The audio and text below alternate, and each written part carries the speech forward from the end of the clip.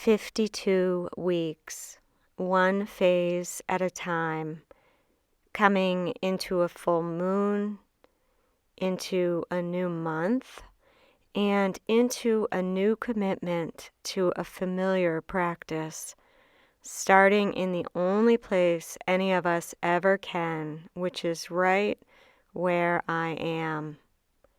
The practice to journey and write alongside the moon, using her journey toward fullness and emptying as a guide for my own life by taking what I've written in my journal during this moon phase and this moon cycle and expressing it visually as a way to process themes that emerge when I write. This practice allows me to fully explore what comes up for me in my writing so I can move through the message, concept, or theme rather than staying stuck in it. It helps me to be able to look for the patterns and the real messages and allow them to integrate so I can continue to expand into all of who I am, so I can keep becoming more me. So much can come up for us when we're writing in our journals, and if we don't go back and review, it's just sitting there as untapped potential, gorgeous wisdom that we're not able to integrate into our lives because we've moved on too quickly. But when we go back and review, fully process and integrate what comes up in our writing, we can be new every day, truly new in every phase. On paper, what I really end up having with this practice is a small personal growth story for the current phase. Put a few of these together, though, and I start to make greater connections and recognize growth that I couldn't have seen otherwise. Done consistently over time, I remember that this practice helps me to feel as though I am not continuously feeling like I'm starting over. It helps me to feel like I'm continuing to move forward. It keeps me in a place of awareness, and it helps me to approach my life with far greater intentionality. As part of the process, I also write an entry on the back of the art journal page that helps me feel like I'm sort of wrapping up my takeaway for the phase. So I'm coming away with a pretty clear understanding of what I'm experiencing or working through right now. For this full moon, here's what I wrote. It has been all about not filling the bucket this whole month. It's been frustrating to have so much I feel like I want to be doing, but restricting it so drastically by necessity. To be like, oh, I love that idea so much, but instead I'm going to lay down and close my eyes. To lay down rather than continue to craft or compute or watch TV because that's just where I'm at right now. And to not try to or need to understand, but to be okay with it, to accept it. In a weird way, knowing with such certainty that all I'm trying to do is stay at a 9 has helped, has given me a very concrete goal I can understand and aim for. It has incentivized me to stick with the time restrictions and rest periods, and that is making a difference. Because you actually can't unfill the bucket. Shovel as much as you want, but it doesn't work that way. Once you have added to it, all you can do is wait. Wait for it to slowly drain back out again in its own time, and try not adding anything back in. Hence, drastic time restrictions and rest periods. My in-your-face physical responses to adding to the bucket make it impossible to ignore the fact that I'm so sensitive to subtle things. The bucket fills up so fast and empties so slowly. I can fill it in an instant, then have to wait 3 weeks for the level to go down. I don't want to hate the bucket, though, or be afraid of it. It's an aspect of me. I don't want to obsess over not filling it, but I do want to, need to, break the cycle of push beyond my capacity, fall apart, have to recover. The bucket is my sensitivity load, and this makes it so I have no choice but to get to know it. I do wonder how I got here in the red so constantly, and I just think my body was sending me messages, whispers that I stubbornly ignored and misunderstood until it had no choice but to become an almost constant shouting. So I'm learning to pay attention to its messages, hoping to help the shouting to eventually settle back into a whisper that I hear and pay attention to going forward. For now, every choice is a will this particular action, activity, reaction, way of thinking add to the bucket? For now, it's learning how to take care of myself differently. For now, it's listening intently to my body. For now, it's making good choices. For now, it's stopping before I think I need to. For now, it's helping the level gradually, consistently, lovingly lower. For now.